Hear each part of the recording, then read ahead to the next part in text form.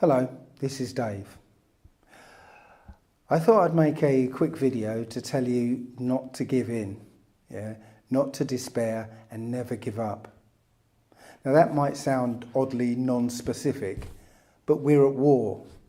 But it's an asymmetrical war using different tactics that are unrecognisable as war.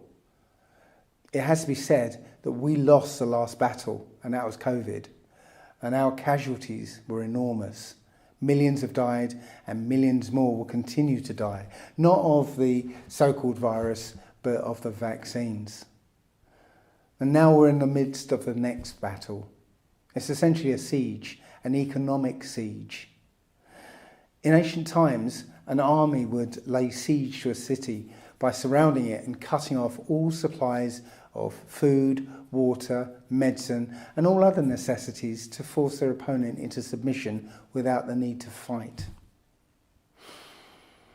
Today, our adversary is using the same methods, just repackaged, rebranded and represented to us as an organic and naturally occurring event. They're calling it the cost of living crisis, as if that's actually a thing. But is it? In the midst of this crisis, are the birds panicking? Are the foxes worried? Are the badgers committing suicide? No, there is no cost to live on this earth. The earth is abundant, is always giving and renewing itself. This is an engineered artificial crisis. It might seem like these events are occurring naturally, and the reason that you are failing is because maybe you're not earning enough, or your job isn't good enough, you haven't managed your finances well enough, or perhaps you're not working hard enough. But none of this is true.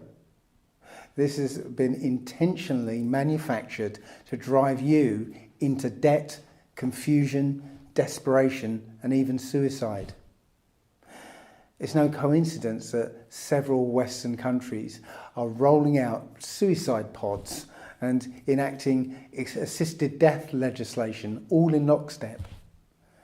In Canada, assisted dying is already legal and accounted for about 5% of deaths in 2023. I've spoken to quite a few suicidal people, and I've been able to change their outlook on their lives with just one conversation. But I did it just by changing their perspective on life. So they no longer felt that suicide was their only option. But if any of them had encountered somebody from the healthcare industry, they'd no doubt be assisted into what the medical butchers call brain death, which we now know means that they will be alive and conscious when they come to harvest the organs, because they can't take organs from a dead person. I've been watching what's been going on in America, where, as we know, whatever happens there will happen here in the UK within months or perhaps even weeks. What I'm seeing is increasing numbers of people who are on, six-figure salaries who are struggling to survive. The elite have been busy engineering this worldwide food famine. They've been killing livestock or genetically modifying them or inoculating them with mRNA vaccines that inoculate us if we eat them. They've been infusing plants and fruits with poisonous chemicals and gene therapy drugs and making it impossible for farmers, while simultaneously they've been buying up all available farmland.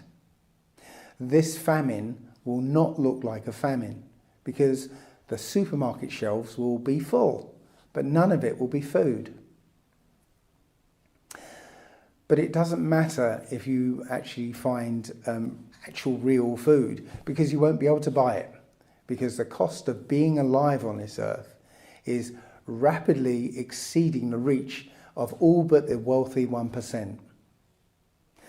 How coincidental is it that the only ones who have been prosperous over the last decades have been that same 1%?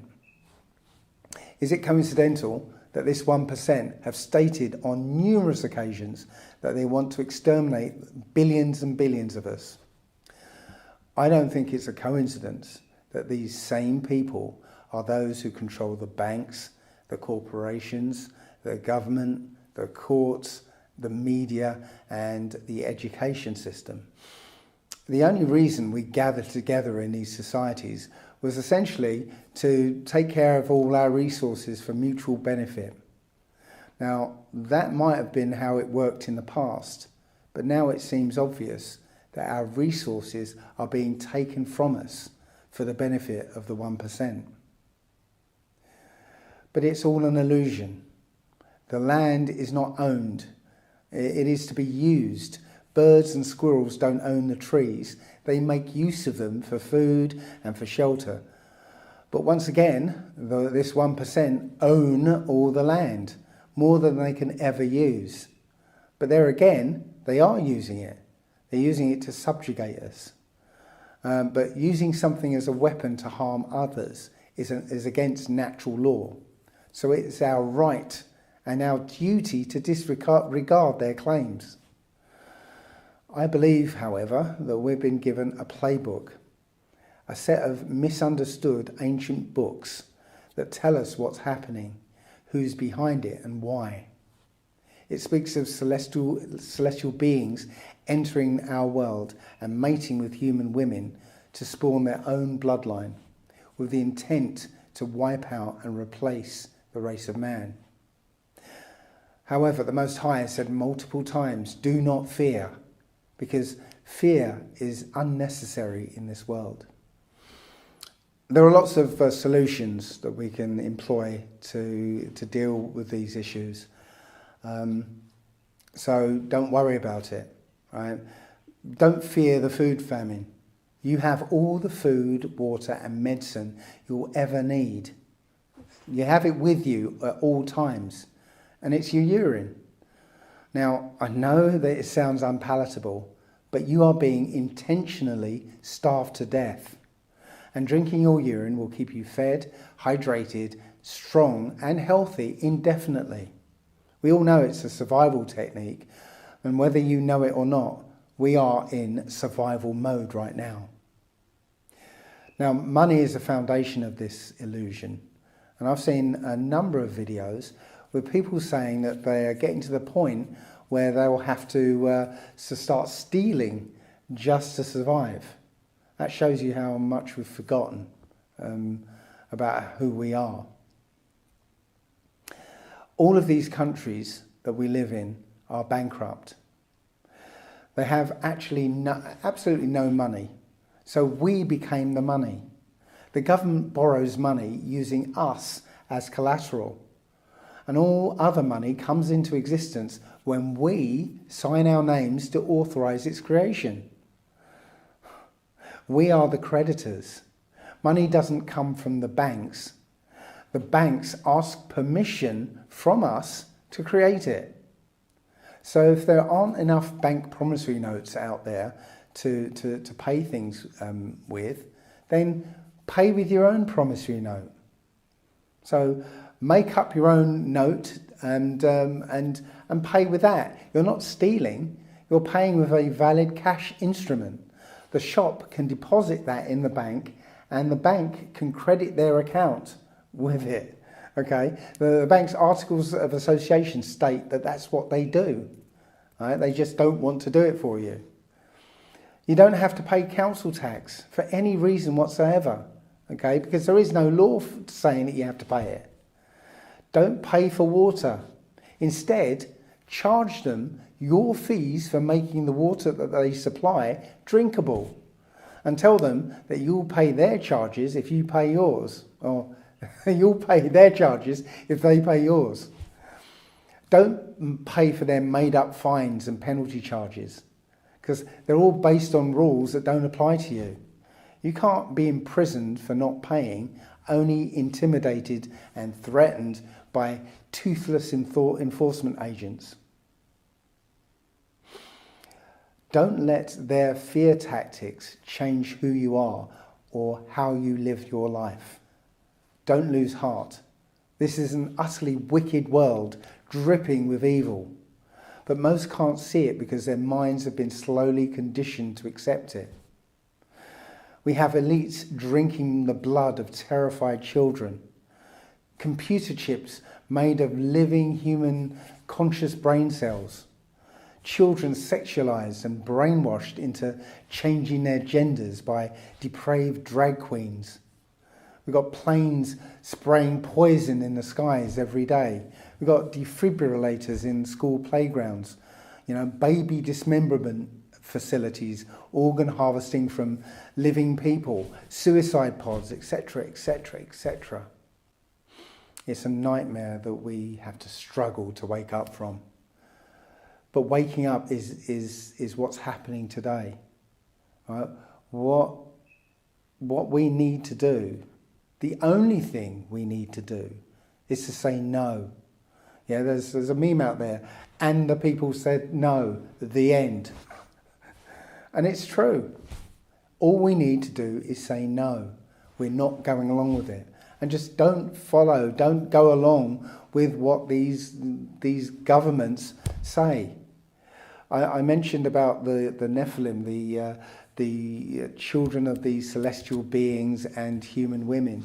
They're still around today, and they hate humans, which is why they created these inhuman systems and societies around us, because they hate us and they want to exterminate us. That must be obvious to people now. It is obvious. I said, maybe you wouldn't have seen it because it got censored. Back in 2020, I made a video and I said when COVID started that this is either the dress rehearsal or this is the end game. And within a week or two, I put out another video, again censored, that I think this is the end game. Right? It's not the dress rehearsal because we've gone past the point of no return, and that is the case. We can see them rushing, and that is the case. We can see them rushing ahead to try and get their systems in place, right? To actually do the final culling of humanity, right? Because that is the end game. Right, the COVID thing, right, was to take out, I'm sorry to say, take out the weak and the stupid. Right? Now, those who didn't fall for the for the jabs, the poison jabs, they're to be herded into smart cities, controlled economically, and then disposed of in a sort of methodical fashion. That's the end game. And unfortunately, it's all been put into place at this point, at this time. But as I said, the answer to this is to not go along with it, right? And it might be hard, it might be very difficult because we've been conditioned to accept the way this society works, so we can't really see any alternative. But here's the thing. The architects of this system, these Nephilim, they are left-brain thinkers. They don't really have this facility that we have, which is this right-brained, sort of heart-based way of seeing the world. I've spoken in other talks about the fourth dimension. The right-hand side of our brain and our heart literally connect to the fourth dimension. And that's where ideas and creativity comes from. But these Nephilim, right, don't have that access. They can only think logically. And the problem with logic is that you can only think of things in terms of things you already know. So while they can put their left brain systems into place, it will never account for this ability that humans have to come up with creative solutions to their systems. It always has happened. Whenever they put something in place, You know, there's like a black market that occurs underneath the radar that, you know, people who are awake can survive what's going on the surface. Yeah, so that's what's going to happen. I can't tell you exactly how it's going to happen, but I can tell you that that's what will happen. This bloodline has been working to take over the world from the you know, the rest of the human race, and because they don't believe they are part of the human race. They know they're not part of the human race. Right? They believe themselves superior. They say they have the blood of the gods in them. Right? You go and look up who these gods are. They know who these gods are because they sacrifice to these gods in order to get information and power. Okay, that's why all these blood rituals and stuff that are still going on ever since the ancient days. They're just still carried on, but in secret. And with that power, with that information, they've been able to put themselves into positions of power and very slowly, inch by inch, take over the entire world. Right now we do have a one world government. This bloodline has basically infiltrated every government in the world, and they're all working in concert with each other. I think it was Klaus Schwab who basically said, you know, we penetrate the cabinet. When I mention now names like Mrs. Merkel, even Vladimir Putin and so on, they all have been young global leaders of the World Economic Forum. Mm-hmm. But what we are very proud of now is the young generation, like Prime Minister Trudeau, President of Argentina and so on, that we penetrate the cabinets.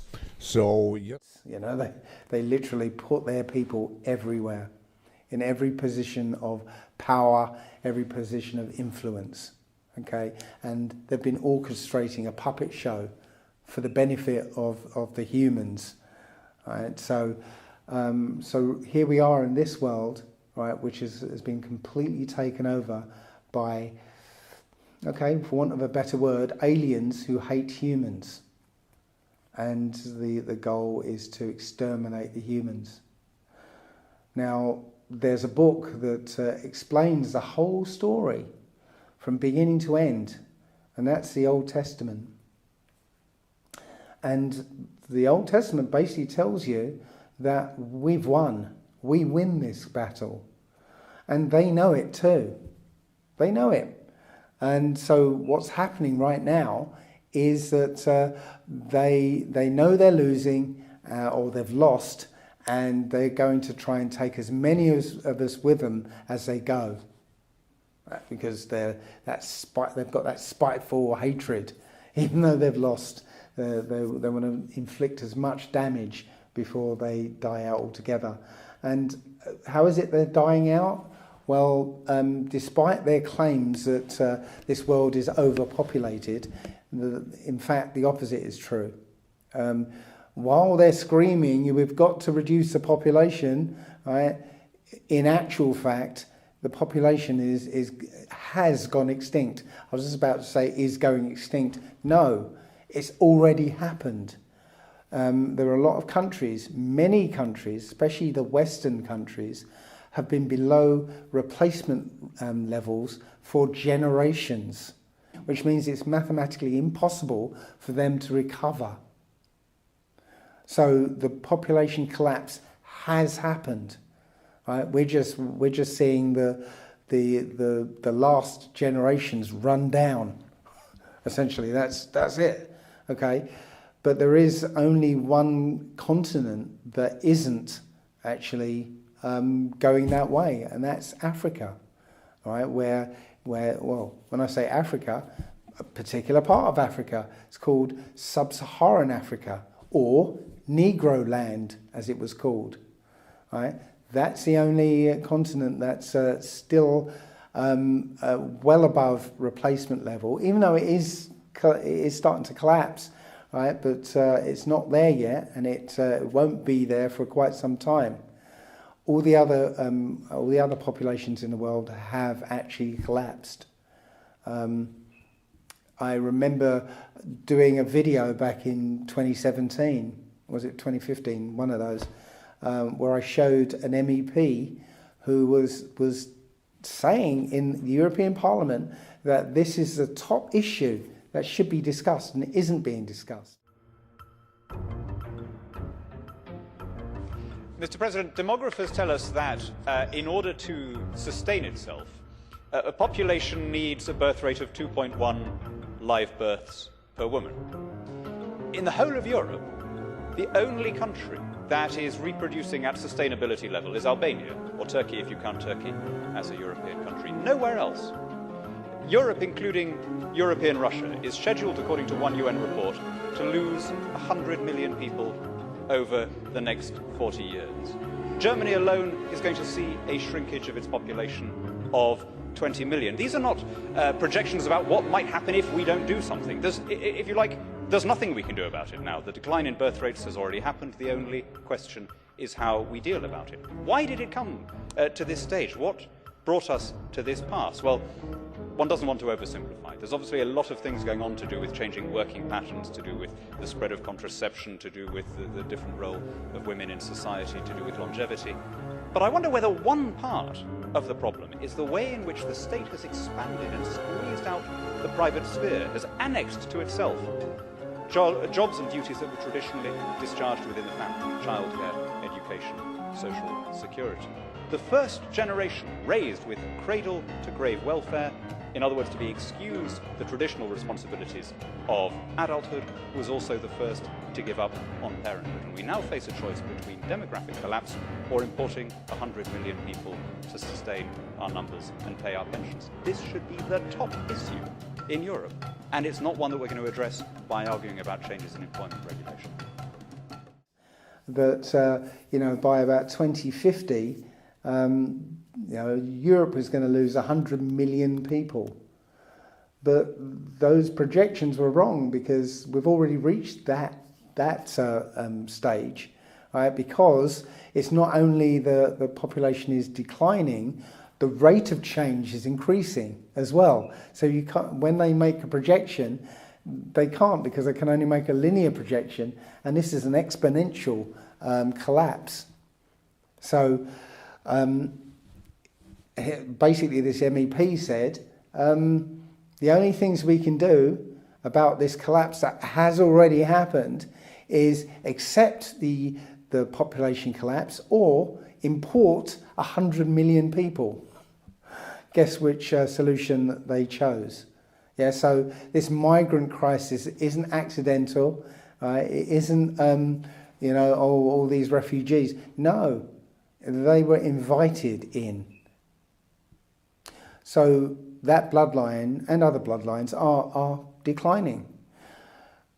But more crucially, the 1%, the upper echelon of this system, they are dying off.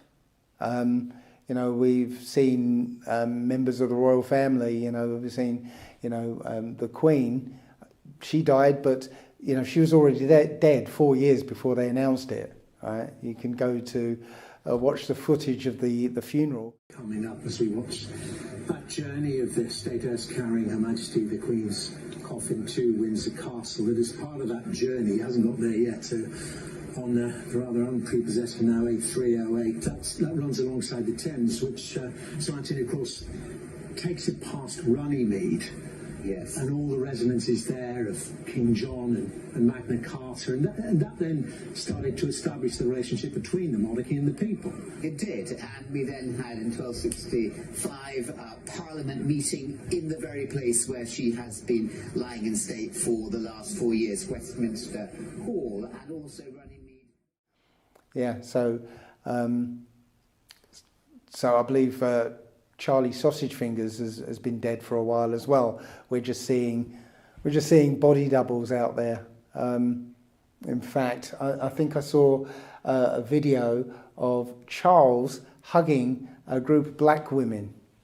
Now, anybody who's been watching the royal family would know that the Queen would always wear gloves because she wouldn't want to touch, us mere peasants. Okay, they don't even want to touch us. There was a video years ago of a World War II veteran who reached to shake Charles's hand, and Charles whipped his hand away and very quickly because he didn't want to touch this guy. But now we've got a new Charles who hugs black women. No, he's a body double, and that body double was really enjoying playing the role. So we've lost a few Rothschilds, where we don't get to see the actual elite, the families that nobody speaks about, if they're dying off. But I can almost guarantee that they are dying off. So what we're seeing in the world is that the upper elite are dying off. The middle management of this system are still here, carrying out the agenda, but they are sort of asking upstairs for guidance, and nothing's coming back. So this is why I think they've run out of ideas, and they're rushing to get everything into place because they're not getting the guidance. So that's why they're saying let's do another pandemic, even though that's not going to work. So, as a good captain says, the line must be drawn here, this far, no farther. Because if we let this continue, then our lives will be unrecognizable. They'll be worse than the totalitarian idea, the archetype that we've seen in 1984 and Brave New World and all that. It's going to be worse than all of that. It's going to be worse still for our children, and if there are any, our children's children. But you don't have to listen to crazy conspiracy theorist Dave, bloke from Basildon. No, you can just go and look at China, because they've already got this system in place. They let the digital ID slide through. Now they've got the invisible cashless money system and the social credit system. And you can see what's happening to the Chinese people in real time. They didn't go broke, they got deleted. In China, tens of thousands of young people are suddenly homeless, not because of money, but because the system erased them. Imagine a society where everything you do, everything you say, and everything you buy is controlled and evaluated by the authorities. This is what the Chinese Communist Party calls social credit. By using the mechanism of social credit, we'll be able to establish a blacklist of people and create a system of punishment that will be based on a scientific theory. These punishments will serve as a whip to rebuild moral values. Our society needs it. The country's social credit system decides who's trustworthy. But if you're blacklisted, it's game over. Your WeChat Pay stops working, you can't receive your salary, can't buy food, can't even book a train ticket. It's like being alive, but digitally. Many are now sleeping in the streets, cut off from everything. Jobs, housing, even communication. All because one app, one algorithm decided they don't belong. It's not science fiction. In China, it's a reality. Then there's the public shaming. Photo galleries of blacklisted citizens.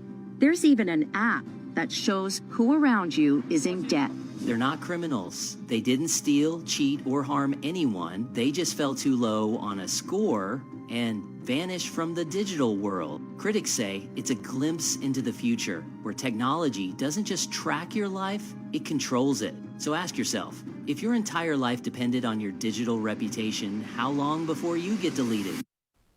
If you don't do as you're told, you'll be cancelled.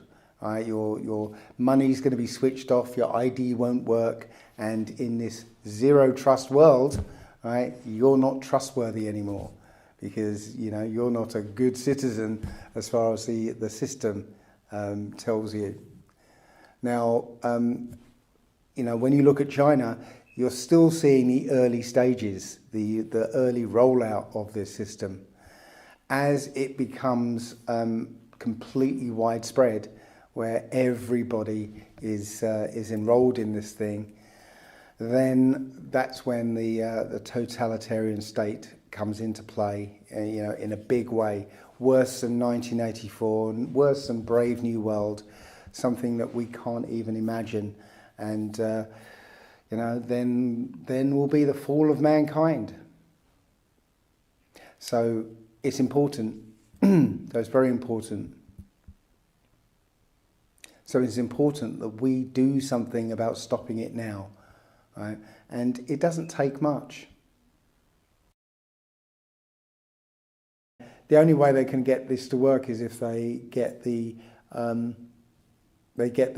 digital ID in, and the way we can defeat that is, well, this digital ID right now depends on people having a smartphone.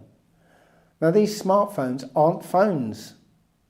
They are highly sophisticated mobile computers that just happen to make phone calls, right? So they will be the vector of you know, putting you into this digital ID prison. It'll also be where your money's going to be stored, and you know, how your social credit will be sort of displayed to you, right? But if you don't have a smartphone, right, you have, I wish I had my Nokia with me, got a little Nokia that barely makes phone calls and texts, right? I don't need anything more than that. I've got a laptop, right, if I need to go on the internet. I've got a camera which I'm recording this on right now, and you know, I use the phone to make phone calls, and that's it. Okay, but if you don't have a smartphone, well, how can you pay with your phone? How can you you know, ID yourself with your phone? You know, if you don't have a smartphone.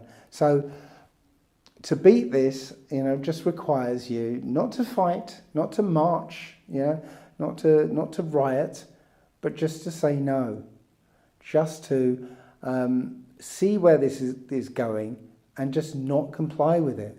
Yeah, again, it might be difficult if you're not used to going up against authority, but this is the time, this is the only time to fight back, right, and withdraw your consent, because all of this requires your consent.